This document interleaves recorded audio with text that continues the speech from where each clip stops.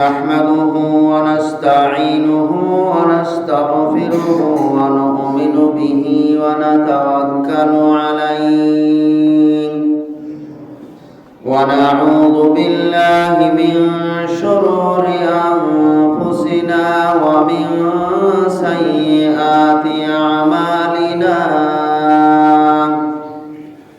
من يهده الله فلا مضل له ومن يضلله فلا هادي له وأشهد أن لا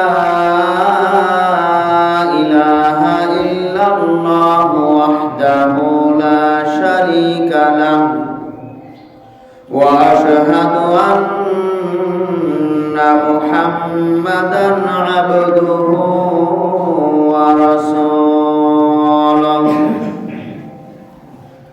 أما بعد فإن خير الحديث كتاب الله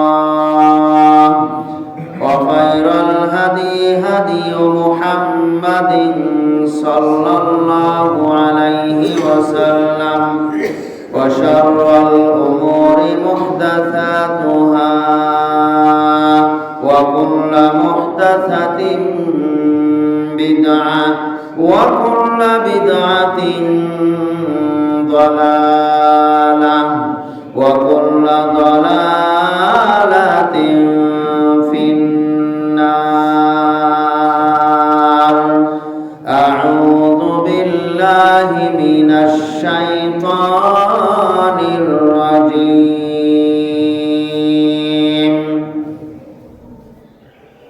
يا الذين آمنوا اتقوا الله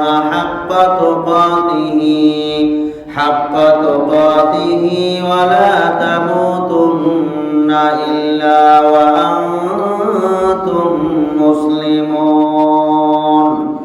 يا أيها الناس اتقوا ربكم الذي خلقكم من نفس واحدة وخلق منها زوجها وبث منهما رجالا كثيرا ونساء واتقوا الله الذي تساءلون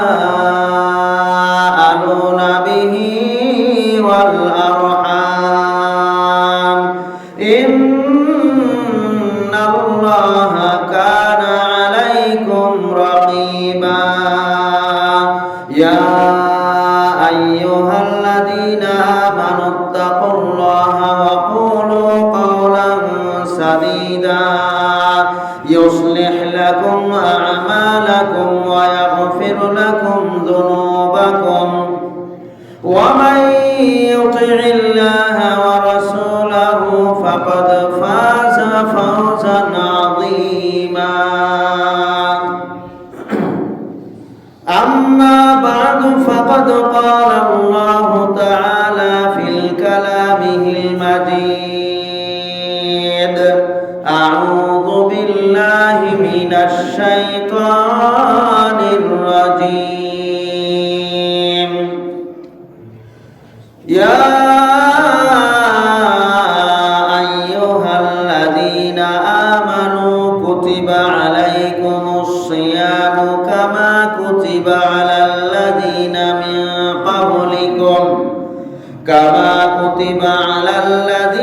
من قبلكم لعلكم تتقون. وقال الله سبحانه وتعالى إن الذين يتلون كتاب الله وأقاموا الصلاة وآتوا الزكاة وأنفقوا مما رزقناكم سرا وعلانية يرجون تجارة لن تبور. عن أبي هريرة رضي الله تعالى عنه قال قال رسول الله صلى الله عليه وسلم من صام رمضان إيمانا واحتسابا غفر له ما تقدم من ذنبه رواه البخاري প্রশংসা আল্লাহ সুবহানাহু ওয়া তাআলার জন্য, যার অশেষ মেহেরবানিতে শাবানের শেষ জুমআতে জুমার সালাত আদায় করার জন্য যথাসময়ে মসজিদে উপস্থিত হতে পেরেছি। যে আল্লাহ সুবহানাহু ওয়া তাআলা আমাদেরকে তৌফিক দান করেছেন, সেই মহান রব্বুল আলামিনের শুকরিয়া জ্ঞাপনার্থে বলছি আলহামদুলিল্লাহ। দরুদ সালাম বর্ষিত হোক বিশ্ব মানবতার মুক্তির দূত বিশ্ব নবী সাইয়্যিদুল মুরসালিন খাতামান নবীন রাহমাতুল লিল আলামিন নবী মুহাম্মদুর রাসূলুল্লাহ সাল্লাল্লাহু আলাইহি ওয়াসাল্লামের উপর। রমাদানের পূর্বের জুমআতে রমাদানের পূর্ব প্রস্তুতিমূলক আলোচনা রাখবো ইনশাআল্লাহ। মা তাওফীকি ইল্লা বিল্লাহ, আলাইহি তাওয়াক্কালতু ওয়া ইলাইহি উনীব। রাব্বিশরাহ লি সাদরি ওয়া ইয়াসসির লি আমরি ওয়াহলুল উকদাতাম মিন লিসানি ইয়াফকাহু কওলি।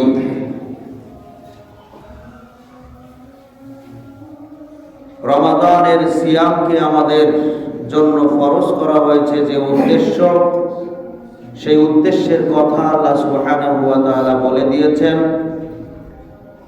সূরা বাকারার 183 নম্বর আয়াত, যেটা আমরা প্রতি রমাদানে একাধিকবার শ্রবণ করে থাকি, যার ফলে আমাদের অধিকাংশের এই আয়াতটি মুখস্থ থাকার কথা।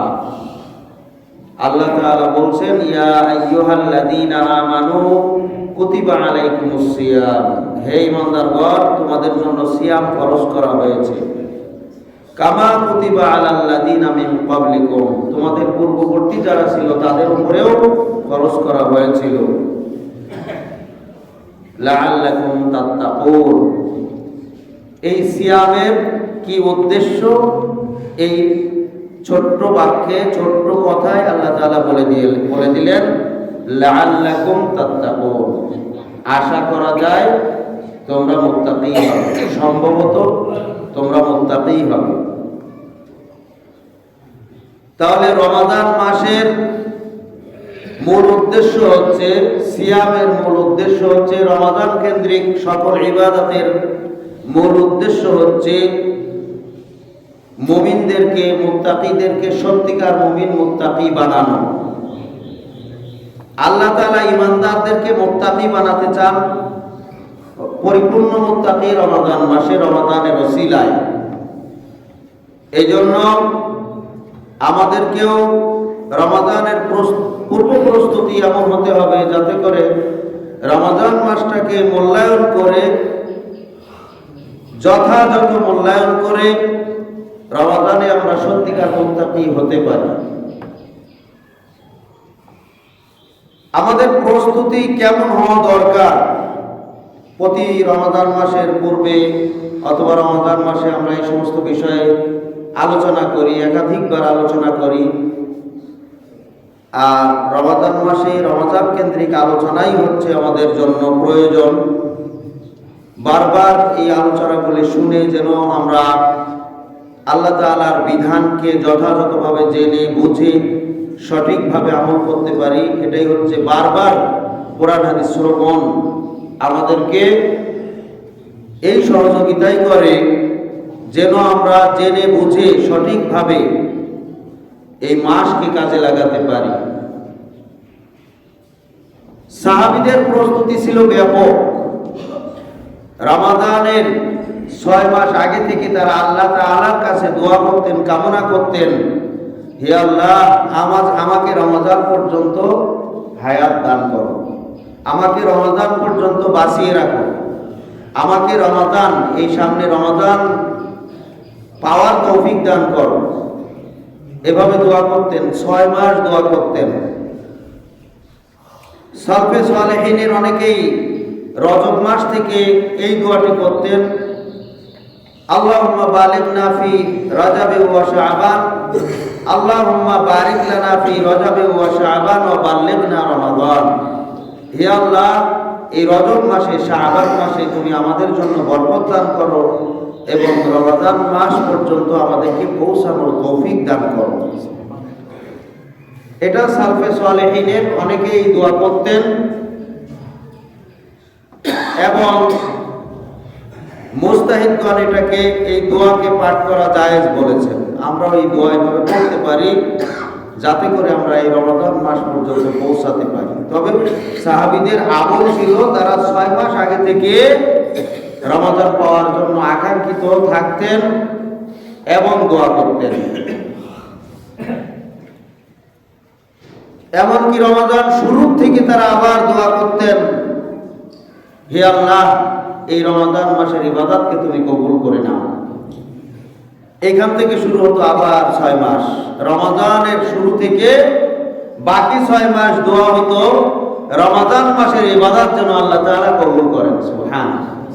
তাহলে রমাদান মাস তাদের কাছে কেমন গুরুত্ব ছিল এই কথাতেই আমরা বুঝতে পারি। 6 মাস আগে থেকে রমাদান পাওয়ার জন্য দোয়া করতেন, আর বাকি 6 মাস রমাদানের ইবাদত কবুল যাতে হয় সেই দোয়া করতেন। তাহলে একদিকে এই মাস পাওয়ার আকাঙ্ক্ষা, আর একদিকে শুধু পাইলেই হবে না, যে ইবাদত করবো ইবাদতগুলি কবুল হচ্ছে কিনা এটাও আমাদেরকে দেখতে হবে। সম্মানিত উপস্থিতি, আমরা এই হাদিসটি সকলেই জানি। রাসূল সাল্লাল্লাহু আলাইহি ওয়াসাল্লাম বলেছেন, মান সামা রমাদানা ঈমানাও ওয়া ইহতিসাবান গুফিরা লাহু মা তাকদ্দামা মিন যামবিহি। যে ব্যক্তি ঈমানের সাথে ইহতিসাবের সাথে, ইহতিসাব এর বিশদ ব্যাখ্যা আছে। ইহতিসাব সওয়াবের উদ্দেশ্য তো আছেই, সেই সাথে আরো কিছু বিষয় আছে ইহতিসাবের সাথে। ইহতিসাবের সাথে, ঈমানের সাথে এবং ইহতিসাবের সাথে যে ব্যক্তি রমাদান মাসে সিয়াম পালন করলো, আল্লাহ তাআলা তার পূর্বের গুনাহ খাতা, সকল গুনাহ খাতা মাফ করে দেবেন। সুবহানাল্লাহ। ইহতিসাব কি? নিজের হিসাব নিজে নেওয়া, এর নাম হচ্ছে ইহতিসাব। শুধু সওয়াবের উদ্দেশ্য না, নিজের হিসাব নিজে নেওয়ার নাম হচ্ছে ইহতিসাব, যেটা গত সপ্তাহে যে আলোচনা করেছিলাম। ওয়াল তানদুর নাফসুন, প্রত্যেক ব্যক্তির নিজের আমলের দিকে দেখতে হবে, লক্ষ্য করতে হবে নিজের আমল। এর নাম হচ্ছে ইহতিসাব। নিজের আমলের প্রতি, নিজের দিকে নিজে কতটুকু করতে পারলাম, অন্য কি দোষ ত্রুটি করলো, অন্যের মধ্যে কি ভুল ত্রুটি আছে, এগুলি নয়। আল্লাহ তাআলা বলছেন, ওয়াল তানদুর নাফসুন, তুমি নিজের দিকে দেখো। প্রত্যেকেই যেন নিজের দিকে দেখে, নিজের দিকে দেখে নিজের হিসাব নিজে নেওয়া, এর নাম হচ্ছে ইহতিসাব। রমাদান শুরু হওয়ার, রমাদান মাস শুরু থেকেই প্রত্যেক ইমানদারের চেষ্টা থাকবে, আমি এতদিন পর্যন্ত আমার জীবনে কি ভুল ত্রুটি করেছি, এগুলি পিছনের দিকে দেখা, পিছনের হিসাব নেওয়া, নিজের হিসাব নিজে নেওয়া। আমি এ পর্যন্ত পিছনে কি করেছি একটু মনে মনে সংকল্প করা, আমি কি কি অপরাধ করেছি, যত ধরনের অপরাধ করেছি সকল অপরাধ থেকে ফিরে আসা, তওবা করা, এবং বান্দার সাথে সম্পৃক্ত কোনো অপরাধ যদি আমার হয়ে থাকে তাহলে বান্দার কাছ থেকে মাপ চেয়ে নেওয়া। এভাবেই নিজের হিসাব নিজে নেওয়ার মাধ্যমে নিজেকে যাবতীয় প্রকার অন্যায় থেকে মুক্ত করে ফিরে এসে আল্লাহর শরণাপন্ন হওয়া, এর নাম হচ্ছে ইহতিসাব। তাহলে শুধু রমজান মাসে আমাদের পূর্বের যে অভ্যাস, যেটাই করি না কেন, যে অপরাধের সাথে, যে পাপের সাথে জড়িয়ে থাকি, ওটা থেকেই যাবে। আর আমি রমজান মাসে সিয়াম পালন করলাম, রমজান মাসে খুব আল্লাহওয়ালা দেখাইলাম, এতে কোনো লাভ হবে না। পূর্বের সব কিছু নিয়ে আমাকে ভাবতে হবে এবং তার থেকে ফিরে আসতে হবে, তওবা করতে হবে, তারপরে সিয়াম শুরু। তাহলে পূর্বের গুনাহ খাতা আল্লাহ মাফ করে দিবেন। সম্মানিত উপস্থিতি, এই রমজান মাস থেকে আমরা অধিকাংশ ব্যক্তি কোনো উদ্দেশ্য হাসিল করতে পারি না। উদ্দেশ্য হচ্ছে কি, আমরা মুত্তাকি হব, এটা হচ্ছে রমাদানের উদ্দেশ্য। কিন্তু মুত্তাকি আমরা কয়জন হতে পারি রমাদান শেষ হইলে বোঝা যায়। রমাদান শেষ হইলে আগের যে লোহা ছিল সেই লোহাই আছে, কামারের কাছে দিয়ে সে কিছুই তৈরি করেনি। এই অবস্থা হয়ে যায় আমাদের।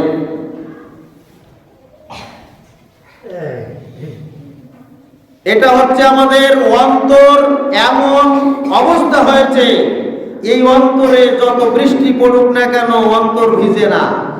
পাথরের উপরে মুষলধারে আধা ঘন্টা বৃষ্টির পরে 5 মিনিট পরে যাবেন, এই পাথর সুন্দর একবারে সমান পাথর, গোলাকার পাথর, গোল পাথর, এর উপর দিয়ে মুষলধারে বৃষ্টি হয়েছে আধা ঘন্টা। তারপরে যান, পাথরের উপরে কয় ফোঁটা পানি পাইবেন? পানি নাই, পাথরে ভিতরেও নাই উপরেও নাই, সব গড়ে পড়ে গেছে। কারণ এই পাথরে পানি ধারণ ক্ষমতা এই পাথরের নাই। কারণ হচ্ছে এই পাথর এত শক্ত, এত মজবুত যে এর ভিতরে পানি ঢুকবে না। আবার ওই একই ওজনের একই মাপের যদি একটা মাটির চাকা থাকতো, মাটির দলা থাকতো, তাহলে আধা ঘন্টা বৃষ্টির প্রয়োজন হতো না। 2-1 মিনিট বৃষ্টিতেই এটা ভিজে একবারে টসটসে হয়ে যেত, এর ভিতরে পানি প্রবেশ করত। তার মানে কি, এই মাটিতে পানি ধারণ ক্ষমতা, পানি নেওয়ার ক্ষমতা আছে, এর ভিতরে পানি ঢুকছে, এটা পানিতে ভিজে গেছে। কিন্তু পাথরে ভিতরে এক ফোঁটাও পানি প্রবেশ করে নাই, এর উপরেও পানি নাই।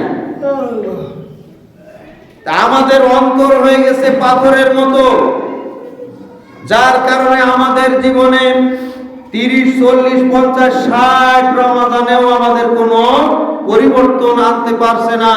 আর সাহাবীদের জীবনে একটি রমজানে তাদের জীবনের মোড় ঘুরিয়ে দিয়েছে, সুবহান। এবং তারা এত অসংখ্য নেকির অধিকারী হয়েছে, যেটা আমরা আমাদের জীবনে 70 বছর বয়সেও ওই আমলের কথা ভাবতেও পারি না। এজন্য এই রমাদান মাসটাকে আমাদেরকে পরিকল্পিতভাবে কাজে লাগানোর জন্য চেষ্টা করতে হবে। আল্লাহ সুবহানাহু ওয়া তাআলা আমাদেরকে তৌফিক দান করুন, আমিন। সম্মানিত উপস্থিতি, এই রমাদান মাসে অবশ্যই আমাদের কিছু কর্মসূচি থাকা দরকার এবং সেই সাথে রমাদানের প্রস্তুতি থাকা দরকার। রমাদানের গুরুত্ব উপলব্ধি করে এর পূর্ব প্রস্তুতি আগে থাকা দরকার, রাখা দরকার। প্রস্তুতি এই রমাদান মাসের গুরুত্বটা কেমন?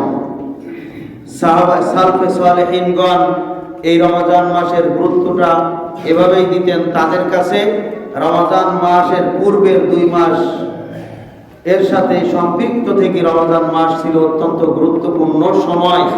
এবং সালফে সালেহিনদের ভাষা হচ্ছে এমন যে যখন রজব মাস, রমাদানের পূর্বের 2 মাস আগে থেকে রজব মাস যখন আগমন করত, তখন আমাদের কাছে মনে হতো যে মৃদুমন্দ বাতাস আমাদের উপর দিয়ে প্রবাহিত হচ্ছে। কিসের বাতাস?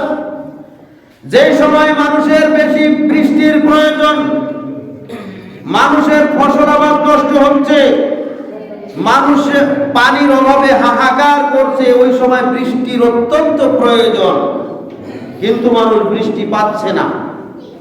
ওই সময় যে মৃদুমন্দ বাতাস প্রবাহিত হয়, এই বাতাস বলে যায় বৃষ্টির কিছু আভাস পাওয়া যাচ্ছে, বৃষ্টি হতে পারে। সালফে সালেহিনগণ বলছেন, রজব মাস আমাদের মাঝে যখন আসতো, তখনই আমাদের মনে হতো যে মৃদুমন্দ বাতাসের মতো যেই বাতাসটা আমাদেরকে বৃষ্টির আভাস দিচ্ছে, অর্থাৎ সামনেই রমাদানের আভাস আমরা পেতে শুরু করেছি রজব মাসে, সুবহান।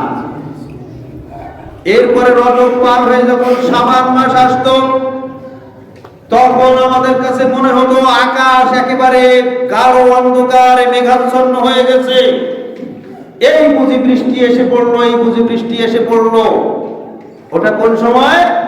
যে সময় মানুষের বৃষ্টির সবচেয়ে বেশি প্রয়োজন ছিল, সেই সময় আকাশ একেবারে মেঘাচ্ছন্ন হয়ে গেছে, যে কোনো মুহূর্তে বৃষ্টি আসতে পারে। আমাদের কাছে শাবান মাসটা এমন মনে হতো। এই মেঘাচ্ছন্ন, কিসের মেঘাচ্ছন্ন? এটা হচ্ছে ওই যে রমজানের আগমনের মেঘাচ্ছন্ন। সুবহানাল্লাহ। রমজান মাস আমাদের কাছে একজন মানে ওই সমস্ত ব্যক্তিদের কাছে বৃষ্টির এই মুহূর্তে যত প্রয়োজন এবং বৃষ্টি পাইলে যতটা খুশি তারা হবে, ঠিক আমাদের কাছে মনে হতো সামনে রমজান মাস আসছে, এই যে শাবান মাস এসে পড়েছে, আমাদের কাছে আমাদের মনটা এত চাঙ্গা হয়ে যেত এবং আনন্দে খুশিতে এত মনটা ভরে যেত যে এই বুঝি বৃষ্টি শুরু হলো। এরপরে যখন রমজান মাস আমাদের মাঝে এসে পড়ত, তখন আমাদের কাছে মুষলধারে ওই মুহূর্তে বৃষ্টির মতো মনে হতো। মানুষের যে সময় পানির ভীষণ প্রয়োজন, তখনই মুষলধারে বৃষ্টি শুরু হলে মানুষের অন্তরে যেমন খুশির বন্যা বয়ে যায়, খুশির জোয়ার হয়ে যায়। আমাদের রমজান মাস আসার শুরুতেই আমাদের মনে এরকম অবস্থা হয়ে যেত, আমরা আনন্দের বন্যায়, আমাদের অন্তরে আনন্দের বন্যা বয়ে যেত। সুবহানাল্লাহ। রমজানের আগমনে তারা কত প্রতীক্ষা করতেন, অপেক্ষা করতেন। ইমাম আবু বকর বালখী রাহমাতুল্লাহ আলাইহি তিনি বলেছেন, রমজান এর আগে থেকেই আমাদের প্রস্তুতি এরকম ছিল যে রজব মাস থেকেই আমরা প্রস্তুতি গ্রহণ করতাম এবং রজব মাসটাকে মনে করতাম জমি চাষ করা এবং বীজ বপন করার সময়।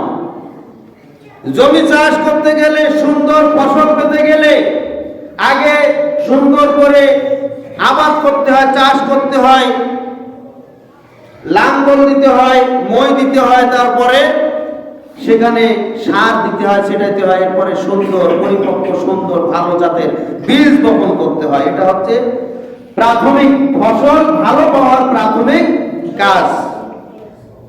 ফসল ভালো পাওয়ার দ্বিতীয় স্তরের কাজ হচ্ছে ফসলটাকে সুন্দরভাবে যখন চারা গজাবে তখন সেটাকে পরিচর্যা করা, সুন্দর করে নিড়ানো, পরিষ্কার রাখা, কীটনাশক দেওয়া, ঔষধ দেওয়া, এটাকে পরিচর্যা করা, যত্ন করা, এটা হচ্ছে দ্বিতীয় ধাপের কাজ। এই দুইটা কাজ যত সুন্দর হবে ফসল তত সুন্দরভাবে ফলবে, ভালো ফলন হবে। এই দুইটা কাজে যত ত্রুটি হবে ফসল তত খারাপ হবে। এই জন্য রজব মাস আমাদের কাছে ছিল বীজ বপন এবং জমি তৈরি করার সময়। শাবান মাস আমাদের কাছে ছিল পরিচর্যার সময়। এই দুইটা কাজ যত সুন্দর হবে ফসল তত সুন্দর হবে। রমজান মাস আমাদের মাঝে যখন আসতো তখন আমাদের কাছে মনে হতো ফসল এখন ঘরে তুলবো। সুবহানাল্লাহ। ফসল ঘরে তোলার সময় হচ্ছে রমজান মাস। অতএব পূর্বের দুইটা কাজ যত সুন্দর হবে রমজান মাসের ফসল আমরা তত সুন্দরভাবে ঘরে তুলতে পারবো। এই সময় শুধু ফসল ঘরে তোলার মাস, অর্থাৎ যত আমল করা যাবে তত ফল পাওয়া যাবে, যত আমল করা যাবে তত ফল পাওয়া যাবে। এই জন্য সাহাবায়ে কেরাম রাদিয়াল্লাহু তাআলা আনহুম আজমাইনদের মধ্যে যত কাজ কর্ম ছিল সব শাবান মাসে শেষ করতেন। এমনকি তারা যাকাত পর্যন্ত শাবান মাসে দিতেন, রমজান মাসে না। শাবান মাসে যাকাত দিতেন। আমরা তো রমজানের হিসাব করি, রমজানে বেশি সওয়াবের হিসাব করি, কিন্তু সাহাবীদের আমল ছিল তারা শাবান মাসে যাকাত দিতেন। কি জন্য দিতেন? দুইটা উদ্দেশ্য। এক, যাকাতের হিসাব কিতাব নিয়ে অতিরিক্ত সময় যেন নষ্ট না হয়। দুই, যাকাতের টাকা যারা পাবে এই সমস্ত গরিব অসহায় মানুষ তারা যেন এই রমজান মাসে অন্তত খাদ্য খাবারের টেনশনে না থাকে। সুবহানাল্লাহ। এই জন্য সাহাবীদের আমল ছিল শাবান মাসে যাকাত দেওয়া, শাবান প্রতি শাবান টু শাবান যাকাতের হিসাব করে যাকাত দেওয়া। এক নাম্বার উদ্দেশ্য এই যাকাতের হিসাব করতে যে তাদের ইবাদতে যেন ঘাটতি না হয়। দুই নাম্বার উদ্দেশ্য ছিল যে গরিব মানুষ যেন খাদ্য খাবারের টেনশনে না থাকে। রমজান মাসে সবাই যেন, সাধারণ মানুষ থেকে শুরু করে সবাই যেন এই রমজান মাসটাকে যথাযথভাবে কাজে লাগাতে পারে, মূল্যায়ন করতে পারে। তাহলে তাদের চিন্তা চেতনা, তাদের কর্ম আর আমাদের চিন্তা চেতনা, আমাদের কর্মের কত পার্থক্য। সম্মানিত উপস্থিতি, আল্লাহ সুবহানাহু ওয়া তাআলা এই রমজান মাসে আমাদেরকে কিছু কর্মসূচির মাধ্যমে রমজান মাস অতিবাহিত করার ব্যাপারে ইঙ্গিত দিয়েছেন। সূরা ফাতির এর 29 নম্বর আয়াত আল্লাহ তাআলা বলছেন, ইন্নাল্লাযীনা ইয়াতলুনা কিতাবাল্লাহি ওয়া আকামুস সালাতা ওয়া আতুজ যাকাতা ওয়া আনফাকু মিম্মা রাযাকনাকুম সিররাও ওয়া আলানিয়াতান ইয়ারজুনা তিজারাতাল লান তাবুর। নিশ্চয় যারা আল্লাহর কিতাব তেলাওয়াত করেন, ওয়া আকামুস সালাত, সালাত কায়েম করে, সালাত প্রতিষ্ঠা করে, ওয়া আতুজ যাকাত, যাকাত প্রদান করে, ওয়া আনফাকু এবং তারা ব্যয় করে, মিম্মা রাযাকনাকুম, আমি আল্লাহ তাদেরকে যে রিজিক দিয়েছি, যে জীবিকা দিয়েছি তার থেকে তারা ব্যয় করে, সিররা ওয়া আলানিয়াতান, গোপনে এবং প্রকাশ্যে সর্ব অবস্থায়, সিররা ওয়া আলানিয়াতান ইয়ারজুনা তিজারাতাল লান তাবুর। এই কর্মসূচি যারা গ্রহণ করে নিয়েছে, আশা করা যায় তারা এমন একটা ব্যবসার সাথে নিজেকে সম্পৃক্ত করে ফেললো যেই ব্যবসার মধ্যে কোনো প্রকার লস নাই, ক্ষতি নাই, শুধু লাভ আর লাভ।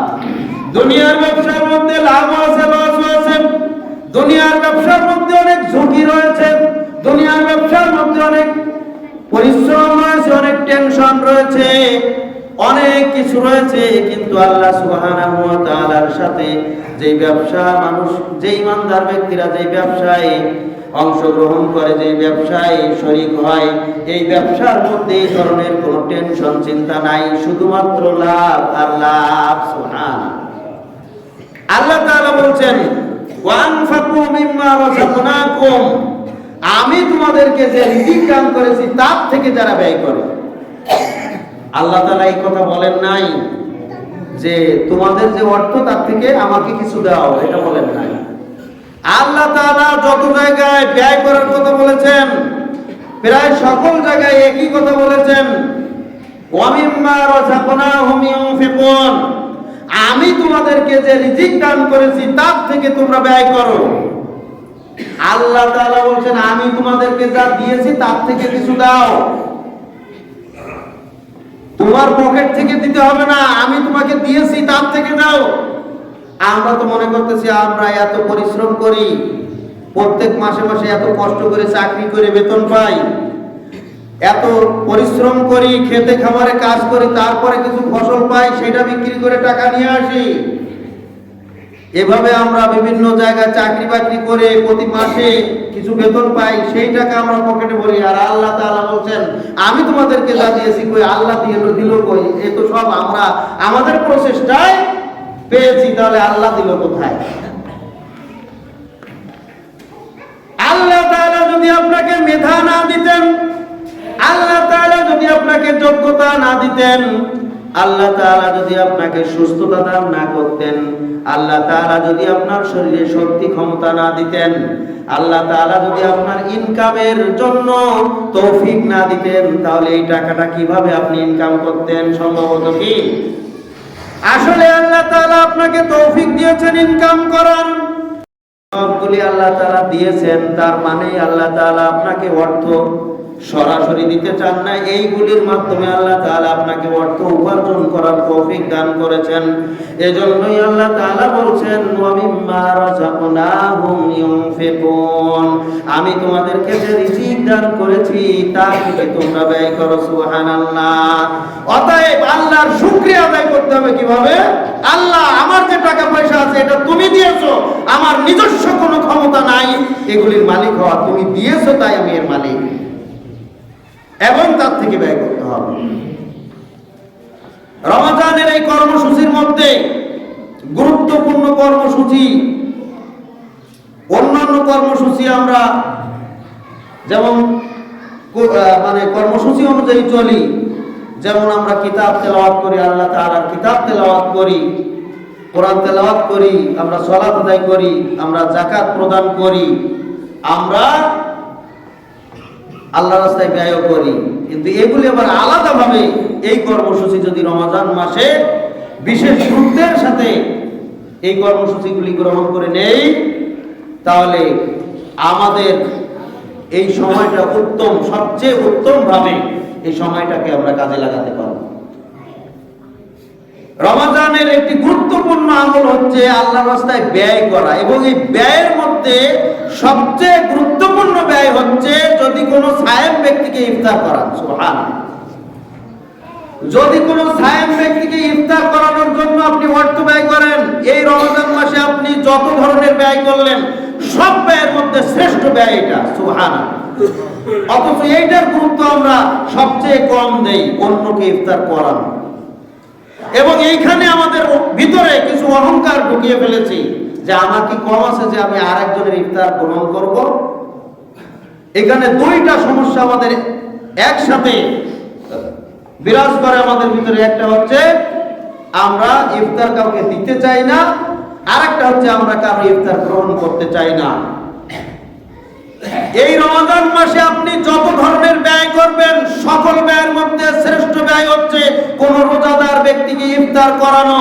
এই ইফতার এটা সাদাকা নয় যে গরিব মানুষরা খেতে পারবে আর ধনীরা খেতে পারবে না, বরং যারাই রোজাদার, যারাই সিয়াম, সে কোটিপতি হোক, হাজার হাজার কোটি টাকার মালিক হোক, সে যদি আপনার এই ইফতার গ্রহণ করে তাহলেও যেমন সওয়াব পাবেন, একজন গরিব মানুষ যে কিছুই খেতে পায় না তাকে ইফতার দিলেও একই সওয়াব পাবেন, সমান সওয়াব পাবেন। সুবহানাল্লাহ। ওই গরিব মানুষ আপনার ইফতার যেমন ভাবে খেতে পারবে, এই ধনী মানুষ একই ভাবে খেতে পারবে, কোনো বাধা নিষেধ নাই। সম্মানিত উপস্থিতি, আর ইফতারের সব আমরা সকলেই জানি। একজন ব্যক্তিকে, একজন সায়েম ব্যক্তিকে ইফতার করালে ওই সায়েম ব্যক্তির সিয়াম পালনের মাধ্যমে, কিয়ামুল লাইল আদায় করার মাধ্যমে পুরাই একদিনে যত নেকি, যত সওয়াব অর্জন করলো সেই সমপরিমাণ সওয়াব আপনার আমলনামায় লেখা হবে। সুবহানাল্লাহ। আমার আপনার সিয়াম পালনের ক্ষেত্রে ত্রুটি হতে পারে। অনেক সময় হঠাৎ করে আমরা মানুষের সাথে কথা বলতে যে কারো বদনাম করে, গীবত করে ফেলি, অথবা মিথ্যা কথা বলে ফেলি, অথবা মোবাইল ব্যবহার করতে যে অশ্লীল দৃশ্য দেখার মাধ্যমে আমার সিয়ামকে হালকা করে ফেলি। কিন্তু আমাদের এই সমাজে হয়তো এমন কোন ব্যক্তি থাকতে পারে যে এগুলির সংস্পর্শে ছিল না, তার সিয়ামটা আমার চাইতে আরো মজবুত হয়েছে, আমার চাইতে আরো শক্তিশালী হয়েছে। আমার সিয়ামে কিছুটা ত্রুটি ছিল কিন্তু তার সিয়ামে কোনো ত্রুটি নাই। আমি তাকে যদি ইফতার প্রদান করি, ইফতার খাওয়াই, তাহলে তার সিয়ামের যেই সওয়াব, সেই সওয়াব আমার আমলনামায় যোগ হয়ে যাবে। সুবহানাল্লাহ। অতএব পরিকল্পনা, আমাদের এই রমজান মাসের একটা বৃহৎ পরিকল্পনা থাকবে, প্রত্যেকদিন আমি মানুষকে ইফতার করাবো। কিন্তু প্রত্যেকদিন সবাই তো মানুষকে ইফতার করাতে পারবেন না। এই জন্য সহজ পন্থা কি? আপনি নিজে ইফতার অন্যেরটা গ্রহণ করবেন, আপনি অন্যকে ইফতার করাবেন। এটা হচ্ছে সবচেয়ে সহজ পদ্ধতি। সবচেয়ে সহজ পদ্ধতি, মানুষকে ইফতার করাবেন, আপনিও মানুষেরটা গ্রহণ করবেন। এইখানে এসে আপনি মনে মনে বলতেছেন যে আমার কি কম আছে, আমি অন্যেরটা গ্রহণ করব। নাউযুবিল্লাহ। আল্লাহ তাআলা আমাদের এই ভিতরের অহংকারকে দূরীভূত করে দিন এবং খোলা মনে পরস্পরের সাথে সম্পর্ক মজবুত করার জন্য এই যে ইফতারের যে একটা ব্যবস্থাপনা, এটাকে গ্রহণ করা তৌফিক দান করুন, এবং এটার মাধ্যমে আমাদের সবগুলিকে যেন আমরা অসংখ্য সায়েম ব্যক্তির সওয়াবকে আমাদের সওয়াবের সাথে সম্পৃক্ত করার মতো সওয়াব অর্জন করতে পারি। আল্লাহ তাআলা সেই তৌফিক দান করুন। আমিন। সম্মানিত উপস্থিতি, রমজানের সিয়ামের মূল উদ্দেশ্য হচ্ছে তাকওয়া অর্জন করা। এই জন্য আমাদের নিয়তকে পরিশুদ্ধ করা, নিয়তকে খাঁটি করা একান্ত জরুরি। কার মনে কি নিয়ত আছে সেই নিয়ত অনুপাতেই সে সওয়াব পাবে। অনেকেই মনে করেন যে আমি সিয়াম রাখতেছি, সবাই রাখে তাই, সবাই রাখে তাই আমি রাখতেছি, সবাই রাখে, আমি যদি সিয়াম না রাখি তাহলে মানুষে কি বলবে। আবার কেউ কেউ বলেন আমার ছোট্ট বাচ্চাটা সিয়াম রাখে, আমি বাপ হয়ে যদি সিয়াম না রাখি তাহলে কেমন দেখা যায়। আবার কেউ কেউ সামনে চেয়ারম্যান মেম্বারের ইলেকশন করবেন, চিন্তা করছেন যে সামনে তো আমি ভোটে দাঁড়াবো, আমি যদি রোজা না রাখি, মানুষ যদি জানে যে রোজাই রাখে না, নামাজই পড়ে না, এর কিসের ভোট দেব, এই জন্য রোজা রাখি। আবার কেউ যদি বলে থাকেন যে আমি রোজা তো রাখতে পারি না, রাখতে চাই না, কিন্তু আমার স্ত্রী এতই পরহেজগার, সে বলে দিয়েছে তোমার ভাত আমি রান্না করতে পারবো না, তোমাকে রোজা রাখতেই হবে, না হলে যদি রোজা না রাখো তাহলে দুপুরবেলা ঠান্ডা ভাত খেতে হবে, ঠান্ডা ভাত রান্না করতে পারবো না। এখন চিন্তা করলাম যে রোজাই রাখি, এই জন্য রাখি। এই সকল কারণে যারা রোজা রাখবেন তাদের কোনো সওয়াব কি হবে? কোনো সওয়াব হবে না। রোজা রাখতে হবে, সিয়াম পালন করতে হবে, কি উদ্দেশ্যে? আল্লাহর সন্তুষ্টি অর্জনের উদ্দেশ্যে। আমার উদ্দেশ্য থাকবে আমি এই সিয়াম পালনের মাধ্যমে আমি অধিক তাকওয়াশীল হব, আল্লাহর সন্তুষ্টি অর্জন করব। আল্লাহ তাআলা যে উদ্দেশ্যে সিয়াম ফরজ করেছেন সেই উদ্দেশ্যটাই হচ্ছে লাআল্লাকুম তাত্তাকুন। প্রত্যেক কাজের একটা পিছনে উদ্দেশ্য থাকে, যার যে জিনিসের যেই কাজ সেই উদ্দেশ্যে যদি সেই কাজটা না করে তাহলে ওই জিনিস আমাদের কাছে কোনো মূল্যায়ন থাকে না। এই যে মাইকটা আমার সামনে রয়েছে, এই মাইকের কাজ হচ্ছে আওয়াজ বেশি করা এবং মানুষের কানে কানে আওয়াজ পৌঁছানো। এই যে যন্ত্রটা আমার সামনে রয়েছে, আমার সাথে রয়েছে, এই যন্ত্রের উদ্দেশ্য হচ্ছে আওয়াজগুলি আপনাদের কানে কানে সুন্দরভাবে জোরে জোরে পৌঁছিয়ে দেওয়া। মাইকের কাজ আর মাইক্রোফোনের কাজ যদি না করে, এখন যদি আওয়াজ না হয় তাহলে আমার এই কানে রাখবো নাকি? এটা এই মাইক কি আমার সামনে রাখবো? সরাই ফেলবো, দরকার নেই। কারণ এর উদ্দেশ্যই হচ্ছে মানুষের কানে আওয়াজটাকে জোরে পৌঁছানো, কিন্তু মাইকের কাজই করছে না। মাইককে আমার সামনে রাখবো, খুলে ফেলে দেব, এরপরেও এটাকে ঠিক করার চেষ্টা করবো, ঠিক না হলে পরে ভাঙ্গারের কাছে বিক্রি করে দেব, তারপরেও রাখবো না। কারণ এর উদ্দেশ্যই হচ্ছে আওয়াজটাকে জোরে করা, মানুষের কানে পৌঁছানো। এটাই তো হয় না, আওয়াজ জোরে হয় না, কোনো আওয়াজই এর ভিতরে ঢোকে না, তাহলে রেখে লাভটা কি? একটা গাড়ি আপনার রয়েছে, সুন্দর মতো চলে, যতক্ষণ চলে ততক্ষণ আপনি এর যত্ন নিচ্ছেন। এরপরে হঠাৎ করে দেখলেন গাড়িটা নষ্ট হয়ে গেছে, আর স্টার্ট হয় না। এরপরে মেকারের কাছে নিয়ে গেছেন, মেকার অনেক চেষ্টা করে গাড়িটা স্টার্ট দিতে পারলো না। এখন কি করবেন? এখন কি রাখবেন নাকি যত্ন করবেন? হয়তো 2-5 দিন, 10 দিন বা 1 মাস 2 মাস রাখতে পারেন, আরো ভালো মেকারের কাছে দেখাতে পারেন ঠিক হয় কিনা। এরপরও ঠিক হলো না, অল্প দামে বিক্রি করে দেবেন। কেন? আপনি যে উদ্দেশ্যে গাড়ি কিনেছেন ওই উদ্দেশ্যই তো সফল হয় না, এখন গাড়ি চলে না, রেখে কিলা। শুধু তাই নয়, একটা ফলের চারা লাগিয়েছেন, গাছে ফল দেওয়া শুরু করবে, কিন্তু গাছ লাগিয়েছেন, গাছ বড় হচ্ছে, ফল হয় না। ফলের গাছ লাগিয়েছেন, ফল হয় না।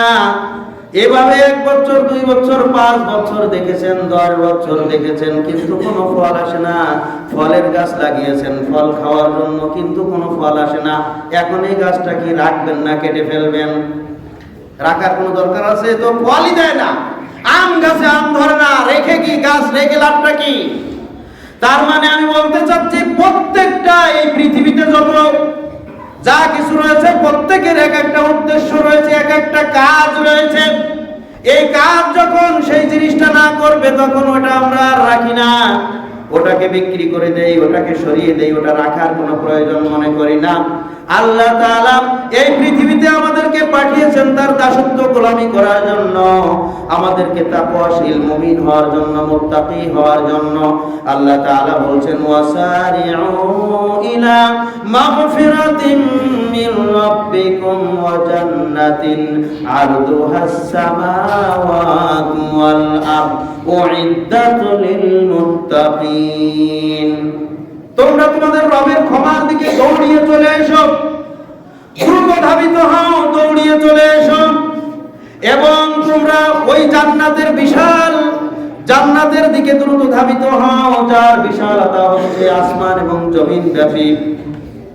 উইদ্দাত লিল মুত্তাকিন, যে জান্নাত প্রস্তুত করা হয়েছে, যে জান্নাত তৈরি করা হয়েছে কেবলমাত্র তাকওয়াশীল ব্যক্তিদের জন্য, মুত্তাকিদের জন্য। সুবহানাল্লাহ। জান্নাত পেতে গেলে অবশ্যই আমাদেরকে তাকওয়াশীল হতে হবে। জান্নাত পেতে গেলে মুত্তাকি হতে হবে। মুত্তাকি ছাড়া আল্লাহ তাআলা কাউকে জান্নাত দিবেন না। মুত্তাকি হওয়ার মতো যোগ্যতা যে অর্জন করবে আল্লাহ তাআলা কেবলমাত্র তাকেই জান্নাত দিবেন। সুবহানাল্লাহ। উইদ্দাত লিল মুত্তাকিন, মুত্তাকিদের জন্য জান্নাত তৈরি করা হয়েছে। অতএব মুত্তাকি আমাদেরকে হতেই হবে, তাহলে জান্নাত পাওয়া যাবে। মুত্তাকি না হলে জান্নাত পাওয়া যাবে না। আর আল্লাহ তাআলা বলছেন এই রমাদান মাসের উদ্দেশ্য হচ্ছে, সিয়ামের উদ্দেশ্য হচ্ছে লাআল্লাকুম তাত্তাকুন, যেন তোমরা মুত্তাকি হতে পারো। এটাই হচ্ছে আমাদের উদ্দেশ্য। আমাদের উদ্দেশ্য আল্লাহ তাআলার উদ্দেশ্য। অতএব আমাদেরকে মুত্তাকি হতে হবে। মুত্তাকি যদি না হই তাহলে এই বান্দার আল্লাহর কোনো প্রয়োজন নাই। মুত্তাকি আমরা যদি না হতে পারি তাহলে এই সায়েমের আল্লাহর কোনো প্রয়োজন নাই, এই রোজাদারের আল্লাহর কোনো প্রয়োজন নাই। মুত্তাকি আমরা যদি না হতে পারি তাহলে এই ধরনের রোজাদারের আল্লাহর কোনো প্রয়োজন নাই। নাউযুবিল্লাহ। অতএব রোজার উদ্দেশ্য হচ্ছে মুত্তাকি হতে হবে। সম্মানিত উপস্থিতি, সময় খুব কম, আর 5 মিনিট কথা বলবো। সাওমের রকম হচ্ছে দুইটা। এক নাম্বার রকম হচ্ছে নিয়ত করা, নিয়ত করা নয়, নিয়ত করা। 2 নাম্বার রকম হচ্ছে সিয়াম ভঙ্গের কারণ থেকে বিরত থাকা। সিয়ামের 2টা রকম। 1 নাম্বার রকম হচ্ছে নিয়ত করা, নিয়ত করা নয়। আমরা নিয়ত করি নাওয়াইতু আন আসুমু গাদান মিন শাহরি রমাদানিল মুবারক। নাওয়াইতু আন আসুমু গাদান, আমি সিয়াম পালন করতেছি আজকে সাহারি করতেছি আর দোয়া করতেছি, আমি নিয়ত করলাম আগামীকাল রোজা রাখা। গদান মানে আগামীকাল। এটা একটা হাস্যকর দোয়া। নাওয়াইতু আন আসুমু গদান, আমি সিয়াম পালন করার নিয়ত করতেছি আগামীকাল, অথচ খাচ্ছি আজকে। আসলে নিয়ত করা নয়, নিয়ত পড়া নয়, নিয়ত করা, নিয়ত অন্তরে সংকল্প করা। আর নিয়ত পড়তে হবে কখন?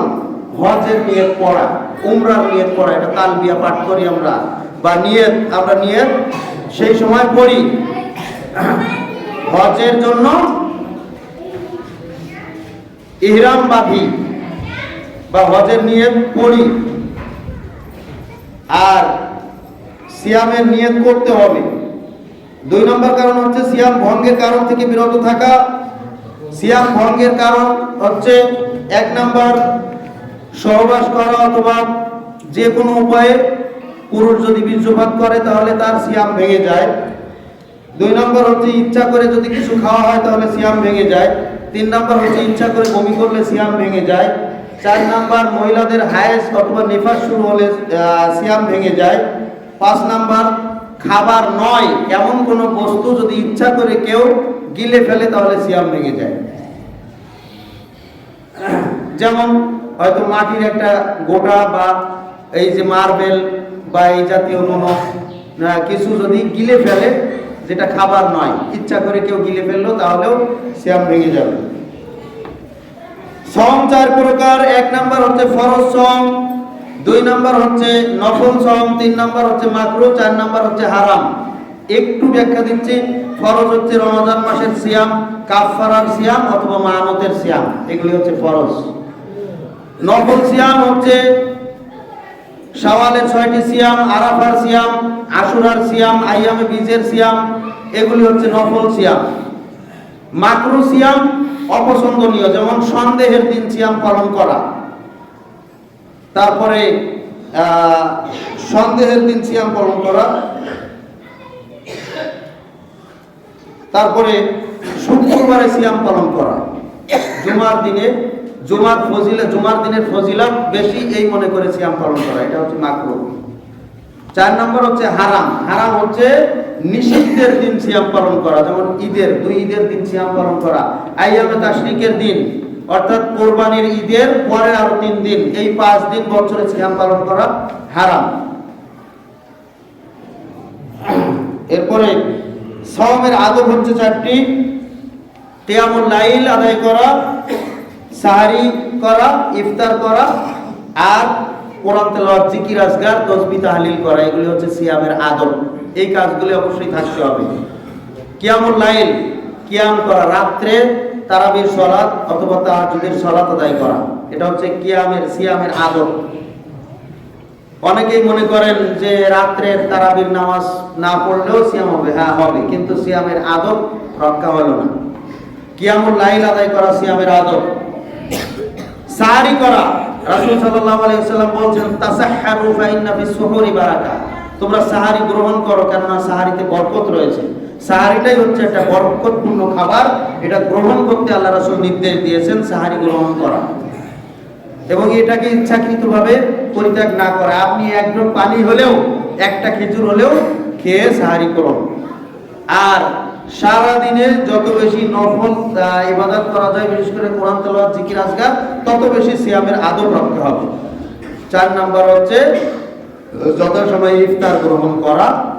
এটা হচ্ছে, এই 4টা হচ্ছে সিয়ামের আদব। সিয়ামের কর্মসূচির কথা আমরা আলোচনা করেছি। সিয়ামের কর্মসূচি হচ্ছে কোরআন তেলাওয়াত করা, সালাত আদায় করা, ফরজ সালাতের পাশাপাশি নফল সালাত আদায় করা, সিয়াম পালন করা, আর যাকাত প্রদান করা, দান সাদাকা করা। এগুলি হচ্ছে সিয়ামের কর্মসূচি।